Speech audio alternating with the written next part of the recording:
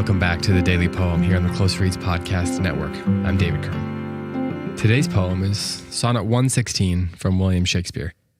The very first episode of this podcast, I read another of his sonnets, but this might be the one that is, if not his most popular, the one that is considered by many to be his best, the most typical example of a great Shakespearean sonnet.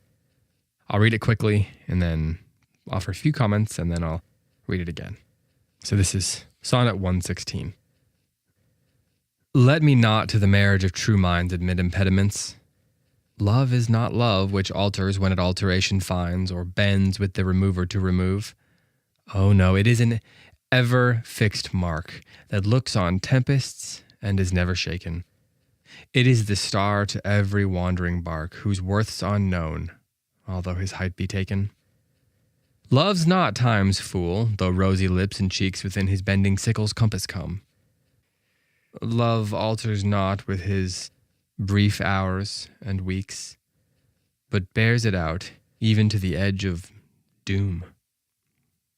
If this be error, and upon me proved, I never writ nor no man ever loved.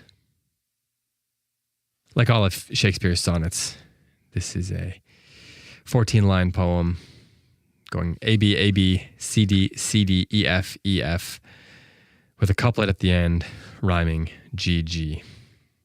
This is a great poem to talk about with your students, to examine what Shakespeare is doing here and what he's talking about, because he's constantly using reversals. It's not uncommon for a reversal to show up in a sonnet towards the end in particular, but Shakespeare uses reversals over and over again. And even the very sort of detachment of the poem is a reversal in its own way. Traditionally, well, maybe not traditionally, but commonly, the sonnet is written to the object of some sort of love, to the object of the poet's affection. But in this poem, there's a sense of detachment, I think. Shakespeare's talking about love. It's much more theoretical, much more hypothetical, and less dedicated to a certain person.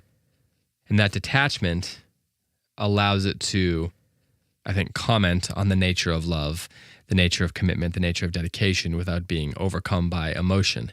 I think that's one of the reasons why this poem has lingered, one of the reasons why it's lasted. But sometimes I wonder the degree to which Shakespeare is being, even though hypothetical, being realistic, or maybe being unrealistically earnest in a way that would be, that he might be doing a send-up of some of the ideas behind his other sonnets, even though there's no sort of object of his affection in this poem. The idea that love is an ever-fixed mark, love is not love which alters when it alteration finds. I've often wondered if he is being true, if he's telling the truth there, if he's being honest, if he really believes, I suppose, is what I mean, if he really believes what he's saying, or if there's some sarcasm underneath the surface in this poem. Even so, even if that earnestness is burying some sarcasm, I think that there is still something aspirational about this poem, particularly at the end where it talks about the idea of love bearing it out even to the edge of doom. I do think that that is something that is consistent with what Shakespeare would believe, even if the rest of it is perhaps being a little sarcastic. But I'll leave all of that to you and your students and your family to discuss and think about. I just thought I'd throw some of those thoughts out there.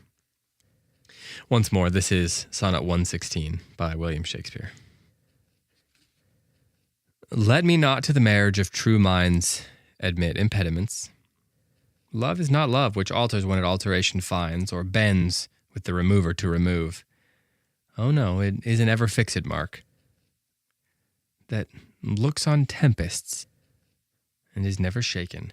It is the star to every wandering bark, whose worth's unknown, although his height be taken. Love's not time's fool, though rosy lips and cheeks within his bending sickle's compass come. Love alters not with his brief hours and weeks, but bears it out even to the edge of doom. If this be error, and upon me proved, I never writ, nor no man ever loved. This has been The Daily Poem. Thank you for listening, and I'll be back tomorrow with another one.